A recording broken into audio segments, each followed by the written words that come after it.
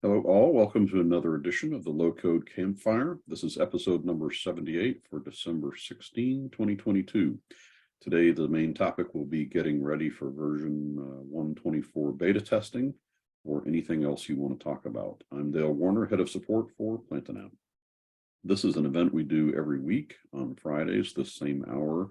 It's an opportunity to get together, work with other low-code engineers, share your techniques, your challenges, your experiences, and generally all things Plantinap. So all skill levels are welcome.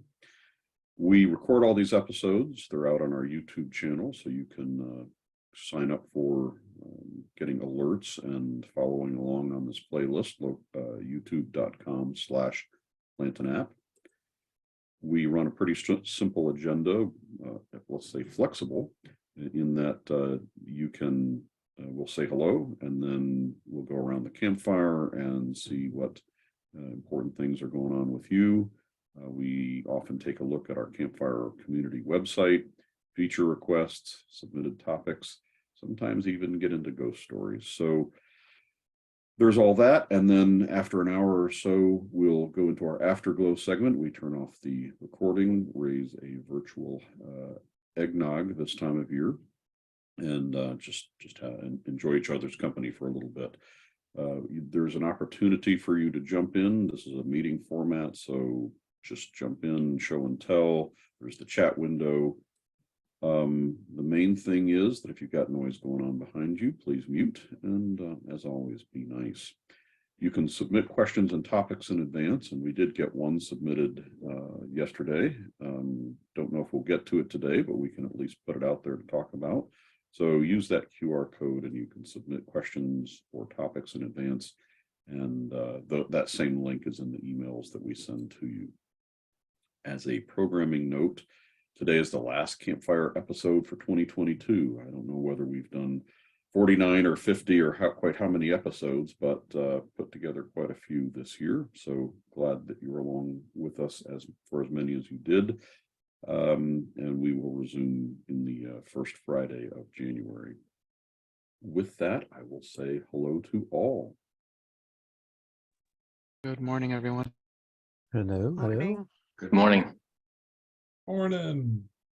Of friendly and familiar faces, so glad that you're all here, closing out the virtual year with us. Patrick is always doing duties on note taking and trying to make this the best thing that gets posted all week.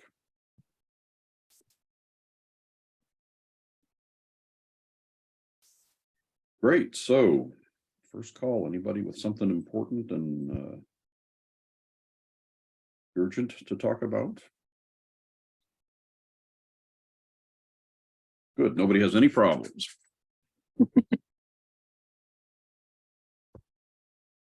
Wouldn't go that far.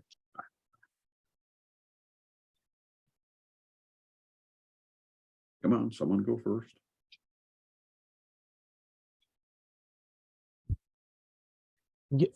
I got something. Sorry, I think I just heard somebody just starting to talk, but it's Go not really right a ahead. problem. It's a strategy question. Where are you guys putting your custom CSS for lists?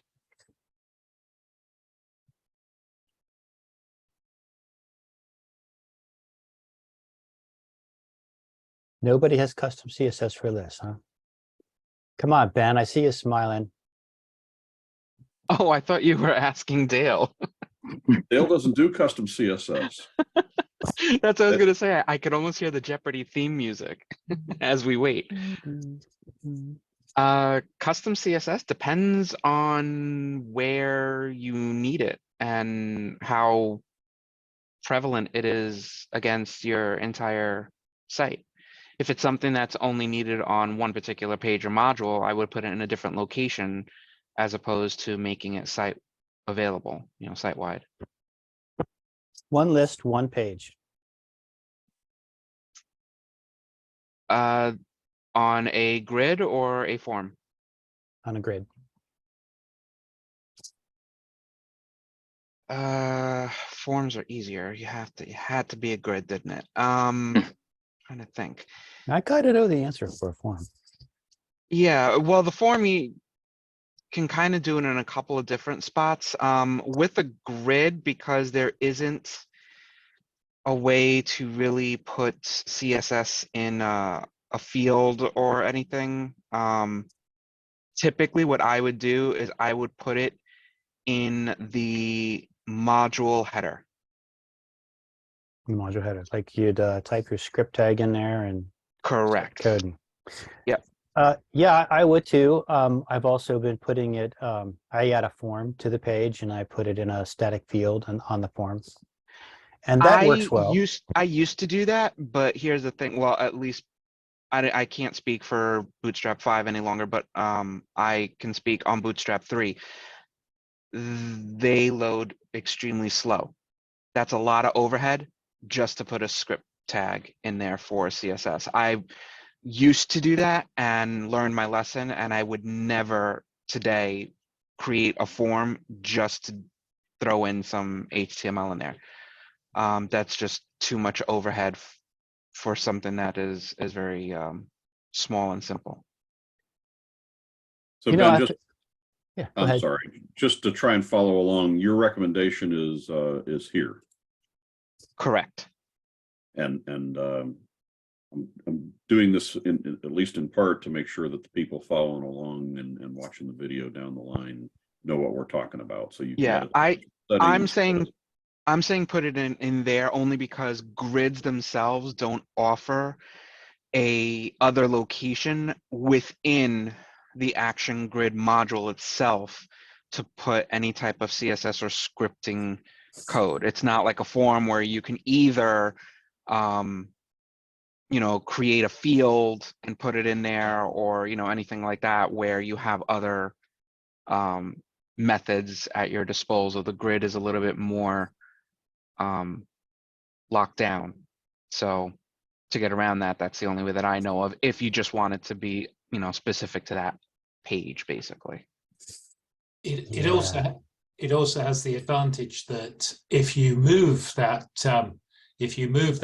module around, the code or the CSS goes with it. Whereas if you had it in a different module, it would get detached. Yeah, and I think about that a lot, Jim. I really want things to be mobile and It's self-contained. Oh, so, yeah, self-contained. Yeah. Mhm. that's a benefit and also a negative, because let's just say, for argument's sake, you had two grids and you put that code in one grid, but both grid used it, and then you moved that first grid that had that code, your second grid is going to break. Yeah. So you have to be very, very conscious when you use stuff Yeah. like that, where you put it. That's why, one of the other things, the question is, how prevalent is its use? Because if you are going to be using it elsewhere, there's a possibility of it to be reused, then the better thing to do is to put it in your site-wide CSS. Yeah, I think, that's if it's just in that context, then it's a good way to keep it together, in case you move it. But anytime that you're reusing it, it's better to have it as a. I think now with the modern web servers, it's actually more efficient to serve a lot of files. In the old days, the advice was to try and keep the number of files being downloaded as small as possible. But with the newer web servers, it's probably more efficient to have a lot more files. So sticking it with your CSS or attaching another CSS file is probably better than sticking it inline marginally. So this that I've highlighted here, could we not do it here? I think that is the place that Ben's talking about. No, this is for listings. These are grids. Quick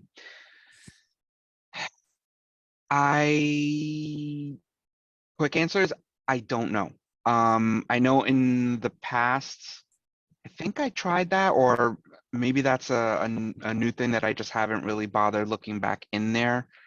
I can't speak to that, but I do remember that grids always gave me an issue, so I can't speak to whether it would accept the style tag in that area. I think it also depends what you're wanting to style, because that to me, that HTML header is once you've built the grid, so it's inside. But if you wanted to control the whole, the whole outer part of the grid, it might be the wrong specificity. Might be too Scope. further in scope. That's the word. Yeah, I have an idea too, and I'm glad you're doing that, Dale, because I want to see, like you do, that works. But I style my listings, my grids often, like almost every time I use them when they're outward facing. And so I have been putting stuff on my CSS in a form, in a static field. And I do notice a little bit of lag, so I would like to avoid that as well. When the screen comes up and it paints without the CSS, and then you see it change to the CSS influenced code, and you watch that happen every time it loads, and that's no good. So I've been thinking, I like this. I see the additional HTML header section, and I think that's where it should go, because they're at the lack of any other official place. First, I thought that was a feature request. Let's get a place in here where we can deposit and edit our CSS that we want to use on the grid. Seems like a feature request. And I also thought, what if I put CSS in a token and put the token in that header spot? That way I could edit the CSS elsewhere on a larger screen in an editor window that behaves better for editing CSS code, and then just drop it in there as a token. I partially agree with what you're saying, Mark. I'm thinking Ben can never not like tokens. I said your word, Ben. I would probably extend that a little bit further and say, if we're going to go to the point of putting in a feature request, a change to the grids, I would like to see an area similar to the forms, like a pre-init type thing, where we could use the action that forms has in loading a static CSS file. We could create our own CSS files, load them somewhere on the server.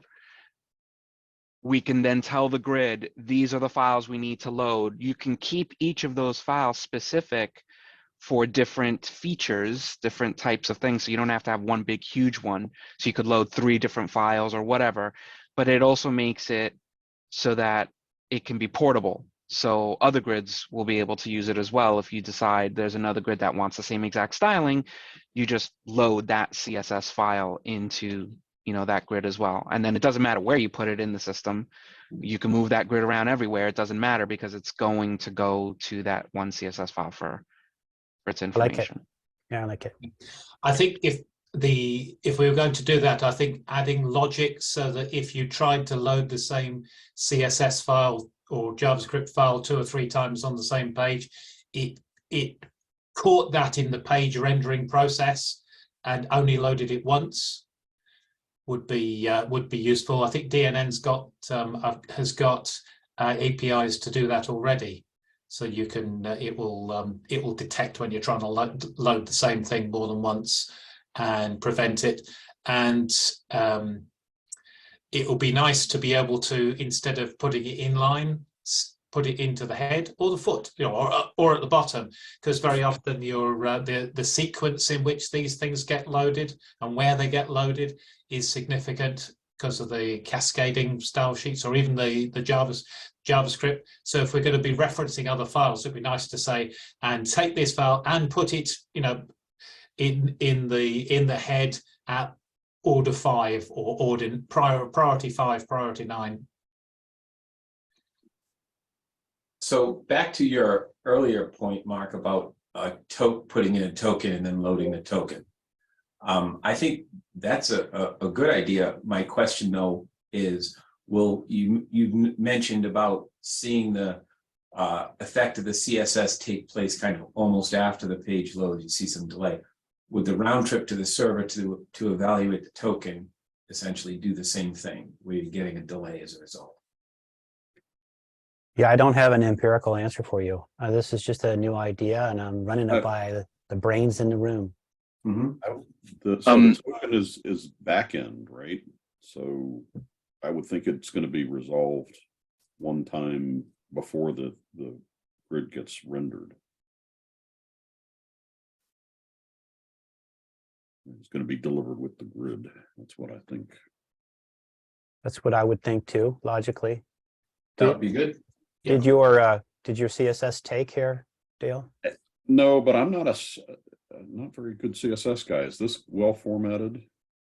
I think it's an inheritance problem. You probably find that there's another class that says the color for H1 that's within a class, within the a dot B. There you go. S3 or whatever it'll be, and that's what I mean about the orders and the nesting. The context will kill you every time on this sort of thing.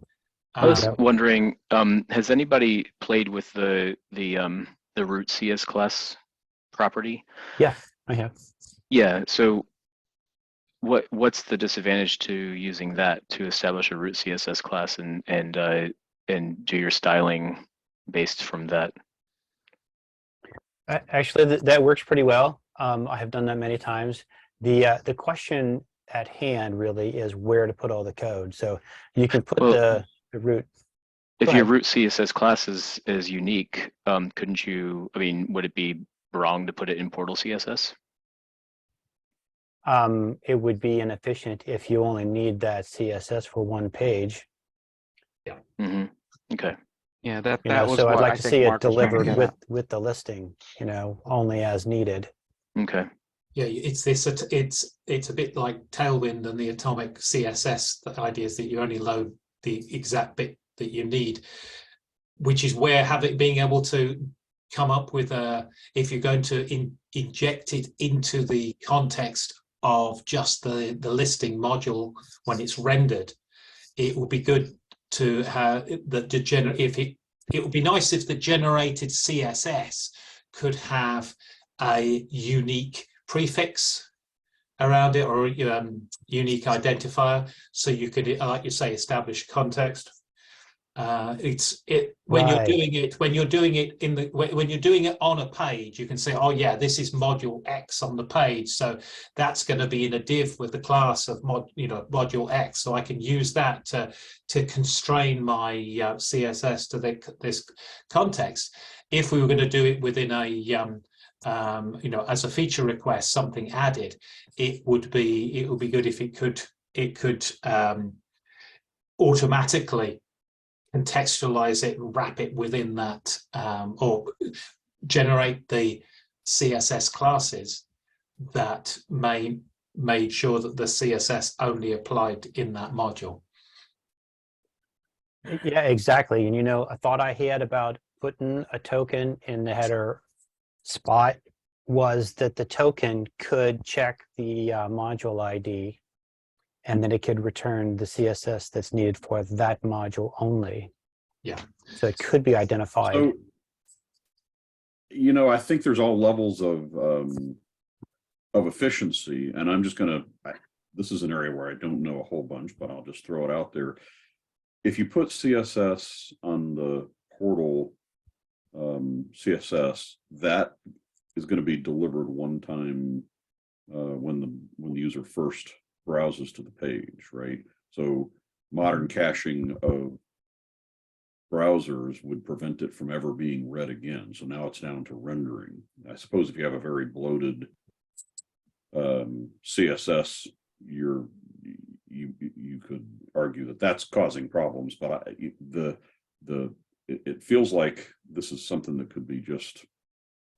You could also argue that simplicity, putting it on the page CSS, is going to have a very low cost. I think already there are 4 or 5, at least 4 or 5 CSS files loaded for any page, even before you start putting any modules on them. So we've already got, because of the platform, a pretty complicated CSS hierarchy. So I think any efficiency gains are going to be marginal and not really noticeable. I think it's more about management and understanding where things are and what they relate to. And that's why I say you're loading, having separate files that you then load in is no more. I don't think there's any specific efficiency gain or penalty to doing that, but it does keep things a bit more understandable for someone maintaining the site. But then you've got your module definition and a file somewhere which you have to keep track of. Being able to put them all in one place is nice. So I don't think nowadays it's really we're beyond efficiency in many ways, just with the platform. Mm-hmm. Yep. So again, anybody joining in on the recording, whatever, kind of got it. I think it got over my head with CSS. So I just wanted to point out there's a great tutorial on W3 Schools if you want to dig into some of that. I got in a little late to the conversation, but are you guys trying to find an alternative for the template selection in Action Grid?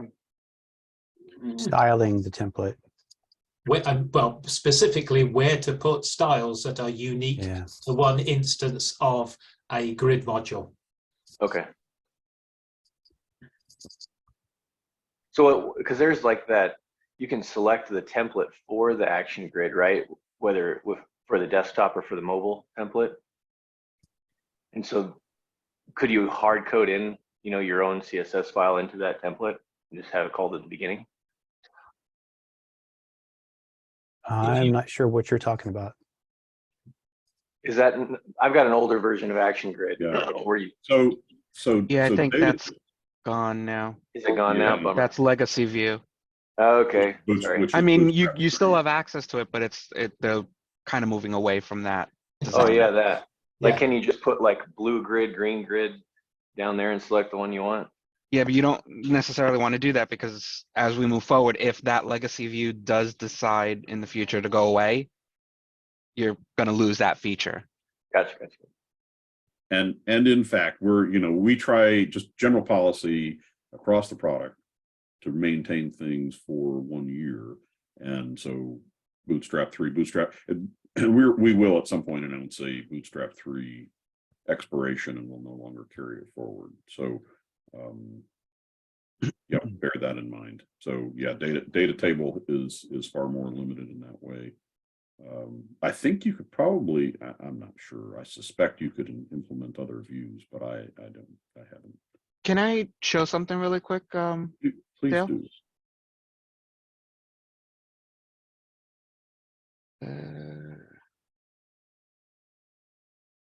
Okay, hopefully you can see this. In a grid, what I was thinking, as a potential kind of solution to this is adding what the forms have. So you had shown, oh, you know what, I probably should open up a grid so you could see the two side by side. Come on. Of course. And we have talked before on this call about how nice it would be to have initialization events in listings. Yeah. Mm-hmm. That would take care of it. Yeah, So, initialization yeah, events like, would be very useful. Where is it?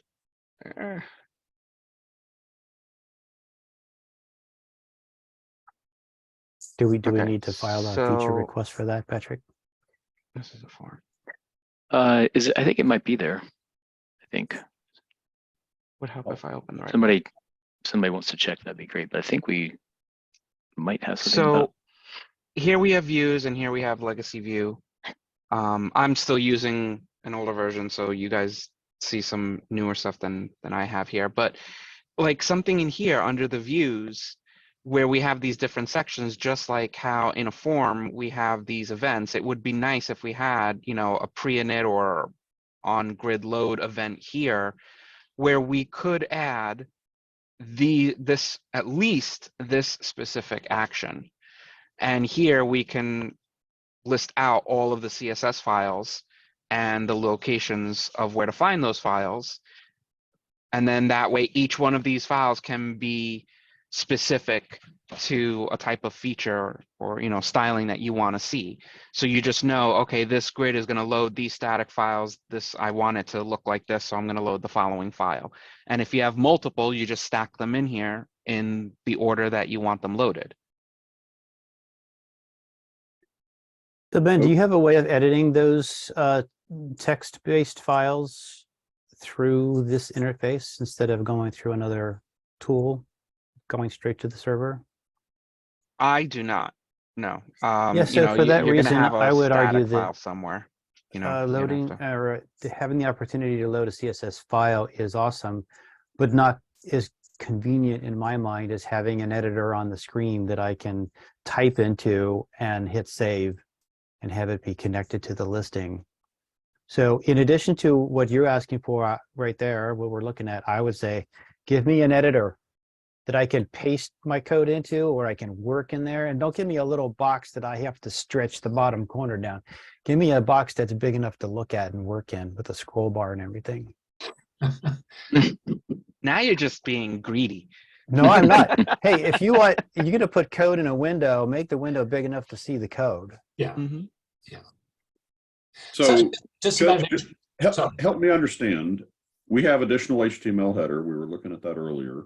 It isn't a code editor, but it is It's text. Does this functionally give you what you need? What we're looking at here with Ben? No. No, what he was showing, I think it was Advanced UI settings. The header. Yeah. this part. Does this give you? Functionally, yes, it does. Yep. I mean, I was So you're- thinking along the same lines. I think that could be a place to put it where it travels with the listing, where the listing might be moved to another page. This would go with it. So It's not big enough, but yeah. it's not big enough in what way? how many, Well, it's a how little many- box until you stretch it. How many lines? How many lines Yeah. of CSS do you usually have? And You talk about 300. Well, it could be that big Yeah. if I'm trying to, do something right. Oh yeah, it's verbose. This is one of these, to me, this is one of these kind of preference things, right? Because if we made it where you opened up advanced UI and it gave you a full screen of editing, then the other things that would be pushed off the screen, so that it starts small. And if you want to work with, I'm trying to understand why a box that doesn't have that has a stretcher isn't suitable for the occasions when you're going to edit. Well, I say it's a few things, and they're a little bit on the personal preference and work efficiency mode. Like if I have to get in here and then I have to click on settings every time, and then I have to scroll to find the additional header, and then I have to drag the right-hand corner down, and then I do that 100 times in an hour, then yeah, that's a big deal to me. And I so- want to be able to see more than 4 lines of code at a time. I want to see more like 80 or 100. So I'm just clicking on this one right now, and if you've opened it in a separate page, it doesn't close up like Action Form does. So if you edit and you have your cursor somewhere even, and you hit save, it's still there. So I would argue you could do it once and avoid that. I wonder if we should have a feature request for editor preferences, so we could put in the things that we would like, the color schemes for the editor, whether certain boxes should be expanded or contracted, or whether we want the headings to the left, to the right, at the top. It's the sort of thing that you find in other code editors. And then Mark could have could always have is an additional header HTML header box, you know, 1,000 odd pixels high, but the rest of us don't. Didn't Bogdan I'm sorry, allude let me to- jump in here real quick. Yep. Just going back to the other request, which I think was a cool one. I pasted it on the chat, but feature request 69 covers the initialization of grids. And if you want to vote for that, that's probably, I think it's it makes sense to me.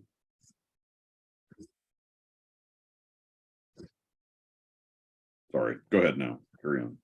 No, so at some point in the past, we were talking about feature requests, and one of the features that I think Bogdan actually made mention of was tying in Visual Studio to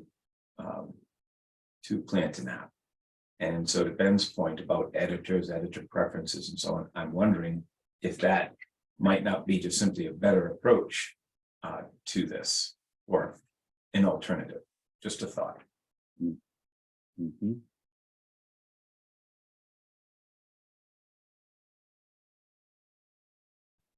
Well, essentially, we could do that already, couldn't we? If we knew, if we create a CSS file, we could edit it directly in Visual Studio, and couple that together with Ben's request of initialization, where it grabs that file and loads it up. So then we'd have our editor of choice if our editor of choice is Visual Studio, which is a darn good editor, yes. Mm-hmm. So, I mean, here's just a thought. When you have inside a form, you can grab the, let's say, the token name, which is very simplistic view, but it'd be great to be able to, in a, let's say in this case, a grid, grab a link from the grid and open that quote unquote inside of Visual Studio, and then in this case work right on your CSS, and then have that just automatically save and populate what it is you're working on inside of the inside of there. Just a thought.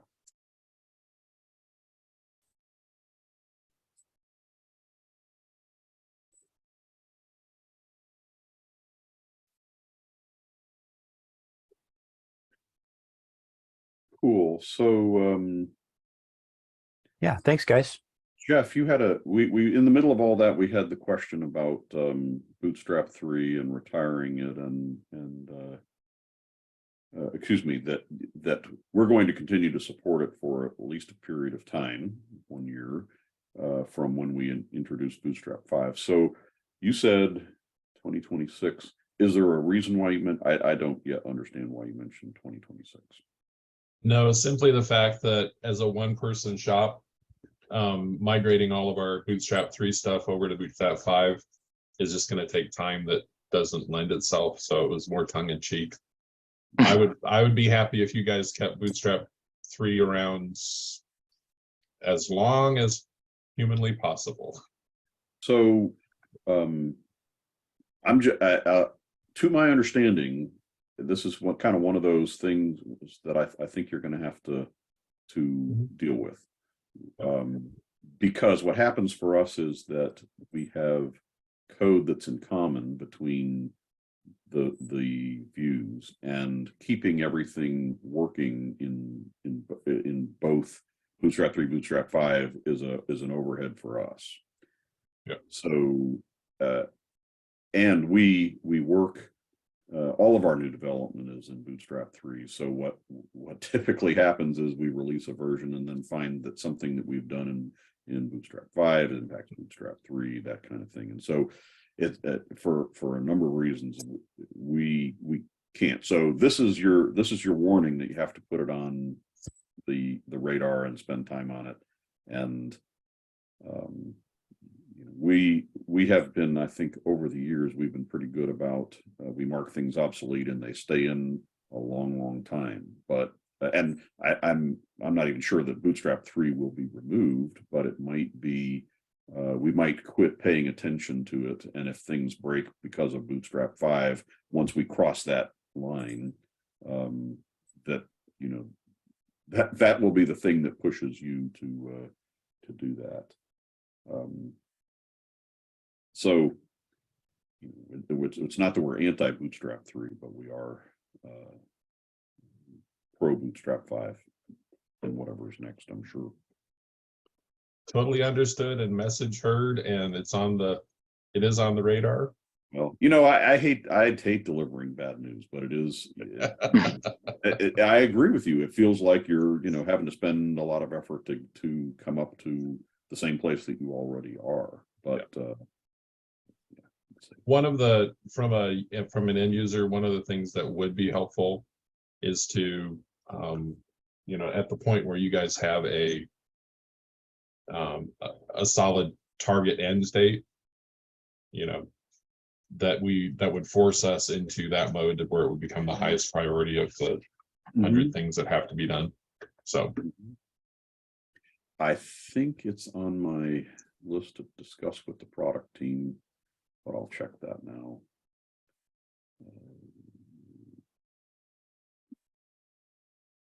Yep, but carry on.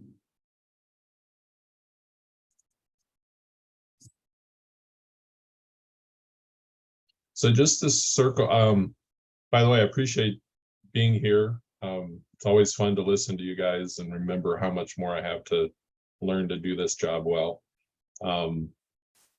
So with grids, I have a situation where I need to run some SQL coding to try to sync up IDs from 2 or 3 separate systems. Adding the hidden form, is that probably the best bet when I need to do it on demand when a user goes to those specific contexts?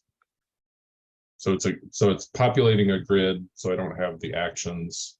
So I've created a form on the grid, or on the tab that does what I need to do before we get to the grid. That sounded totally garbage gibberish, didn't it? Sorry about that, guys. It's Friday before Christmas. What is it that you need to do before you get to the grid? So I have 2 CRM systems that we're working on integrating, and both systems are not 100% synced up.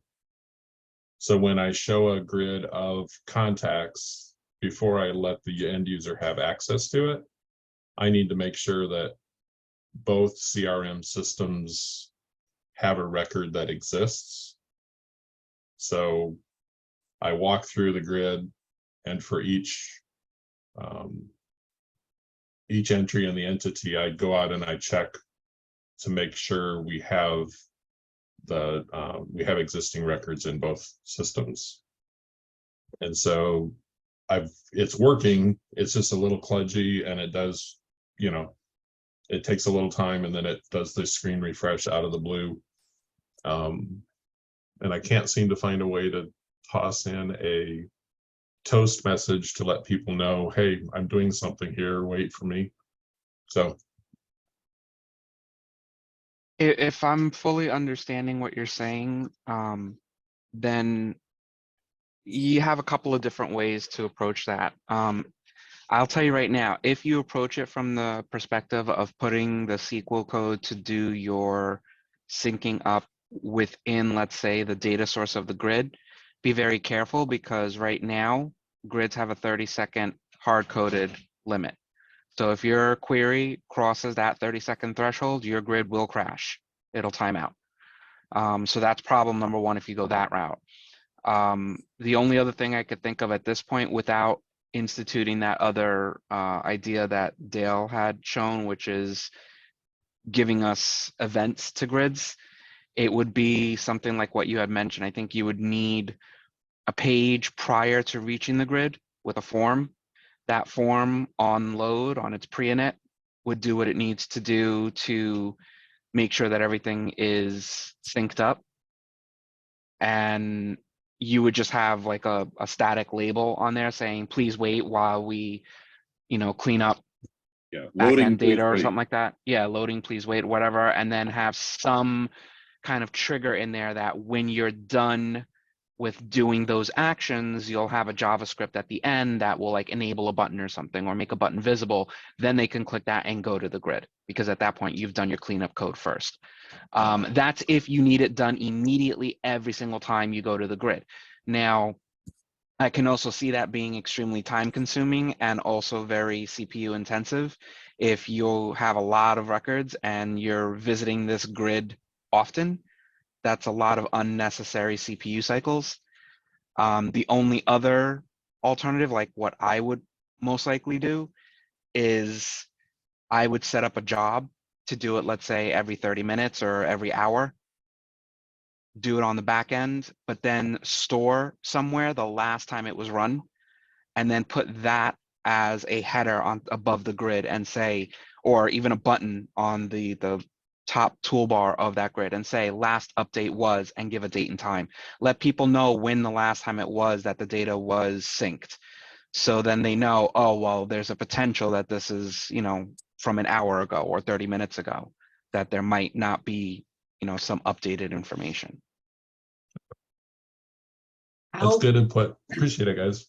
Yeah. How volatile is that information that the people are working with? Is it changing minute by minute?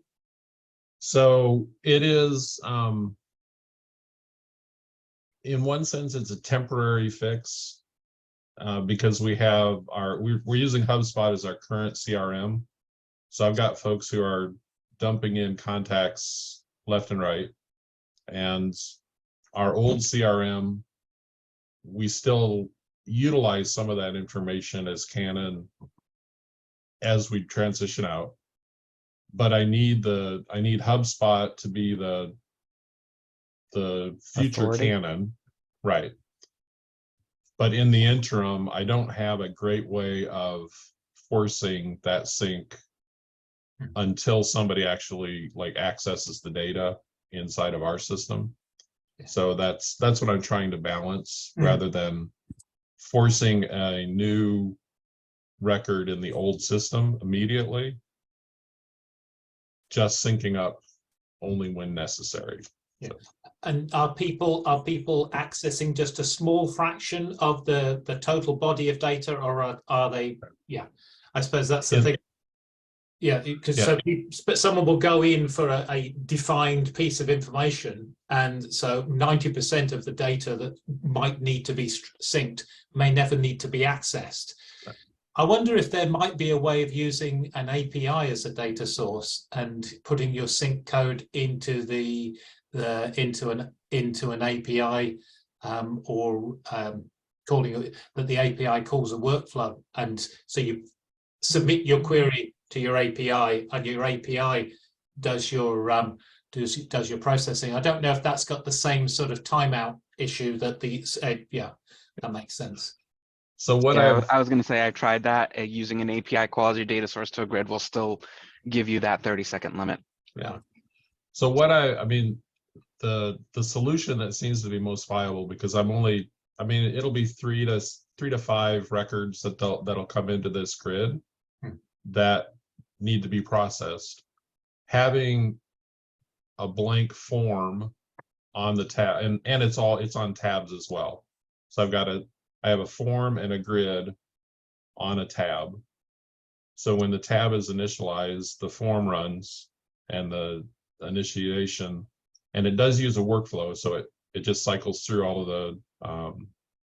of the entity records and then updates it, and then the grid's there. So it sounds like that's probably the best short-term solution, as long as we're dealing with a minor number and not trying to do it directly in the grid itself. Is the sync? Sorry, you go first, John. No, I was going to say, I suppose if you've got something working, that's always the best option if it's working. I think if it was me, I would, if it was me and I had the desire, I would explore the API route as a way of getting rid of your initial form. But if it's not that broken, and as you say, you've got a lot of other things to do, then. Quick question: is the data syncing that you're doing pretty much just going one way from the old system into the new. So when someone adds something to the old system, you want to make sure the new system has the data as well. It is primarily, so it's transitioning to, we're straddling the two systems. So some of our primary functionality depends on records in the old CRM system, and some of it depends on records in the new CRM system. And at some point, and right now there's not a sync. Bidirectional. Yeah, it's not bidirectional for everything. So we have twice as many contacts in the new system as we do in the old. And so it's just a matter, I'm trying to find that balance to manage both systems while transitioning towards the new one. I mean, I'm just trying to understand. I mean, your grid is, I mean, it has to have one basic source of data. Where is that source that the grid is pulling its data from? Is it from your new system? Correct.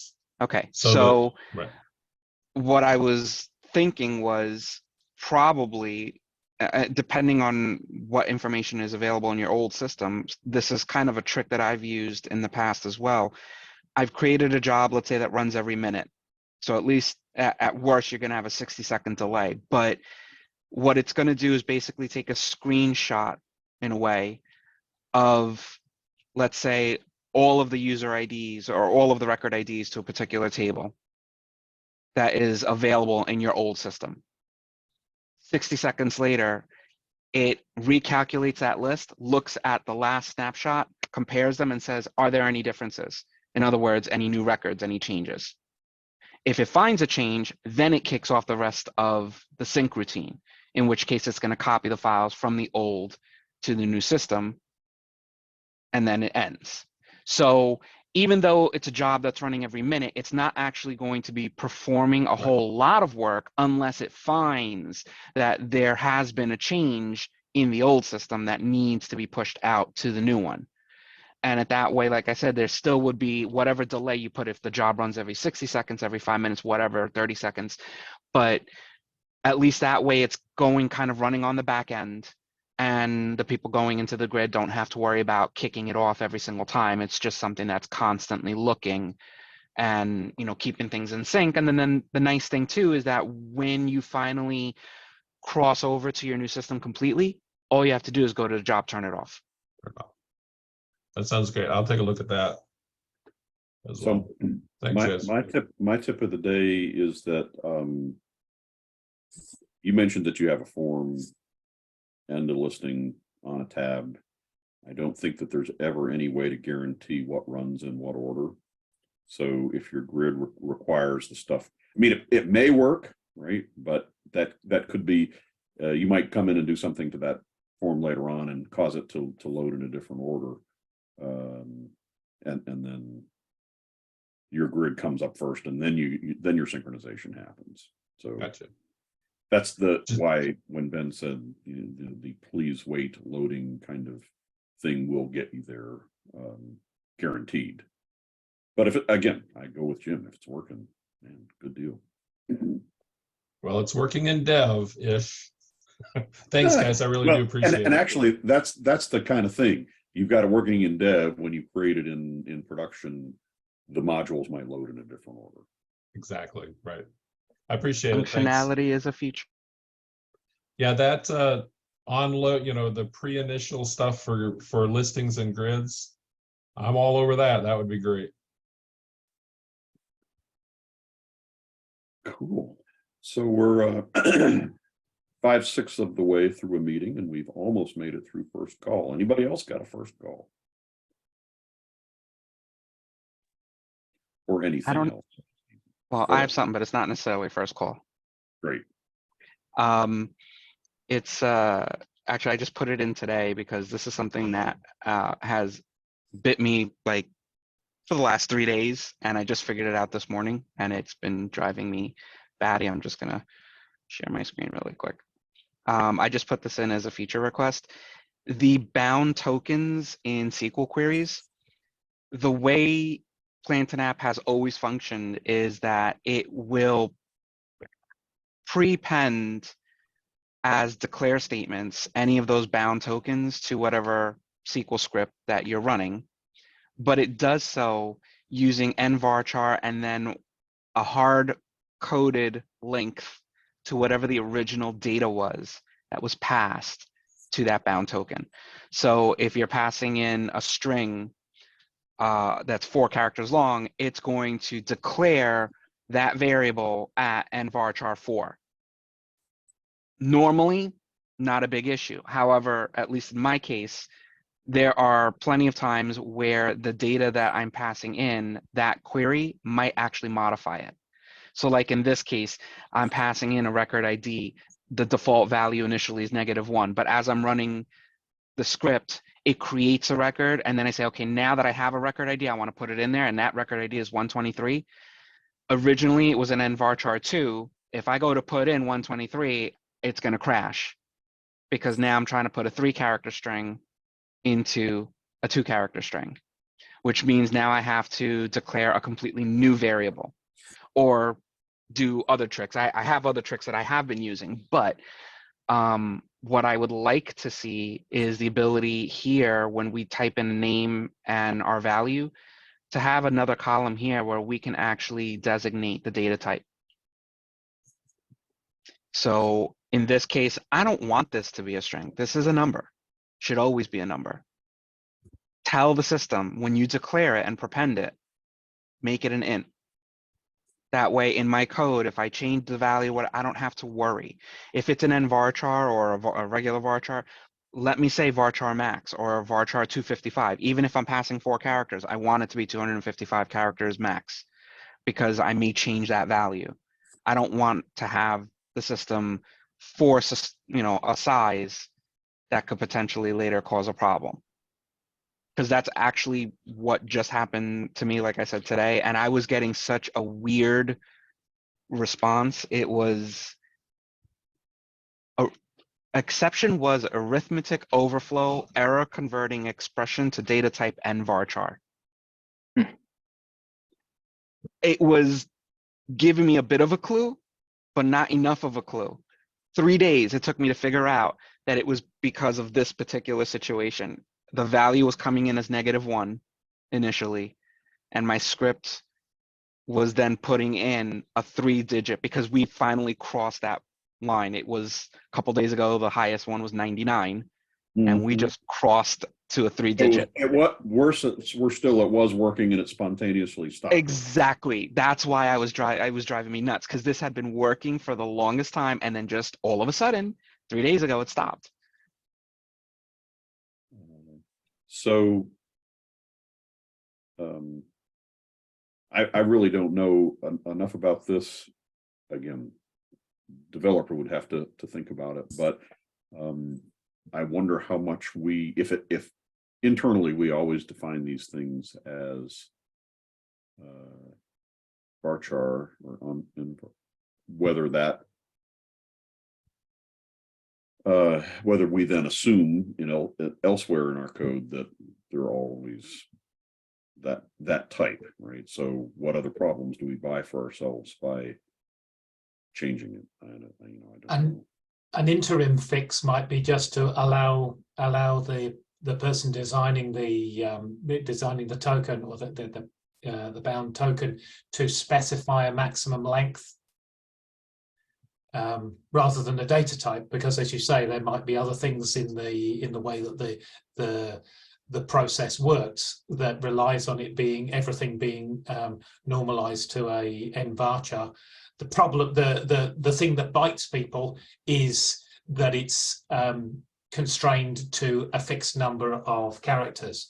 So if there was an advanced option not exposed to the done in a way that doesn't confuse the people who are less sophisticated, but to say I would like to override the length and make it. Yeah, I mean, I had put that in here actually right here, saying it would be nice if an additional option appeared when you're selecting a text type to give us the option to set the size.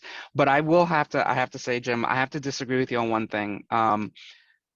Typically, and I know we're talking low code, but I come from a programming background. You typically don't want your data to be always implicitly evaluated. Typically, you always want to be explicit in your data types. The plant and app system has always, in this particular case, been an implicit situation where it's always creating an nvarchar. It's creating everything as a string. Yeah. And that's not necessarily a good habit or a good thing to do.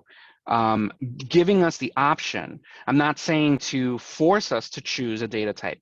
Everything that we create, it could start off with a default value that says, like auto assigned. And that is your general behavior that you've always had, where let it create a string in a fixed length of whatever it was. But if there was a dropdown where we can say, we don't want necessarily you to just make an nvarchar of X length, I want you to make this an int. I want you to make this a date time. I want you to make this a varchar of 255 characters. Yeah. It gives us at least that extended ability so that when we're designing our code, when we're designing our logic, we're not going to have to worry about implicit data conversions that could literally later bite us. Oh, yeah. Yeah, I agree entirely, and that's why I was saying that if it would be an interim measure that might be easy to implement without making significant changes to the back end code, I think it would be worthwhile to just let us override the default length. But the ideal would be to give us full control of the data types. I don't know if in the future there are plans to allow us to use different back-end databases, because that might, then most of them have pretty similar data types, but they're not identical. So it might raise issues. But yeah, certainly the objective in the end would be to allow those people who know what they're doing to specify the data types. But I think a useful short-term improvement would be just to allow us the flexibility to override the numbers, or make the length larger. You should never smaller. I mean, just to show people, this is what I've always done, because when I found out years ago that anything you pass here, whether it's a numeric value, text value, it's always considered a string, I started changing my ways of naming my parameters. This is an old programming habit. I always use, the first 3 letters to indicate what data type it is. I pass everything as a string. And then within my script, I will take the very first thing I do is I take the ones that are supposed to be of a different type, and I immediately cast them to that data type. So moving forward, I use these new data types, so I know that there's no issue. This particular code actually was using my old way because I wrote it so long ago. This was before I figured this out. So I did have like this, for example, was like that previously, as up until this morning. This morning I changed and I added this ability that I have been doing now for quite some time. But this is the only other way I know of to get around it, is to basically, once it passes everything in, immediately before I do anything else, do my data conversion to the correct type and then move forward. Yeah, that's exactly what we've done in the past. Although I must admit, we stopped putting actual queries in those boxes and just reference stored procedures and manage them all as stored procedures. But the problem with that is you get the logic gets scattered across different platforms. But yeah, it's the same approach. Check your conversions is the first thing that the SQL logic does. Well, if anyone wants to give my idea a thumbs up, I'd appreciate it. You got 3 already. Oh, cool. As an interim solution, would if rather, it seems like it adds overhead for us to figure out, to have to run the length of it and define it that way.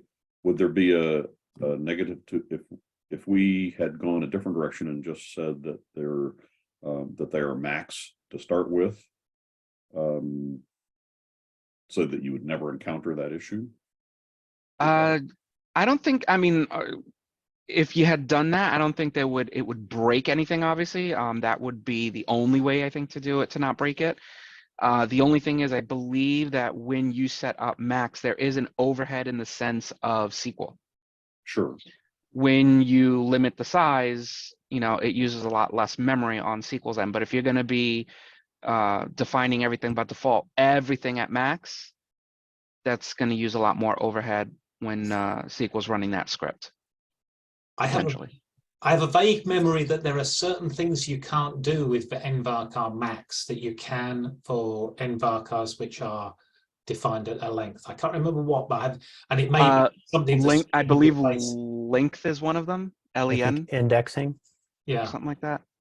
Yeah. So there are it probably won't have any impact, but so I think it would probably be good to check with the developers why it was done the way it was done, because they probably had a reason for it. Good. All right. I want to thank you guys. Lively conversation for our first hour. We will not be doing this in the next couple of weeks, but catch us back Friday, first Friday in January, and we'll get together again for Low Code Campfire. I've enjoyed spending this hour and, well, the year with you guys. Thanks for all showing up. See you then.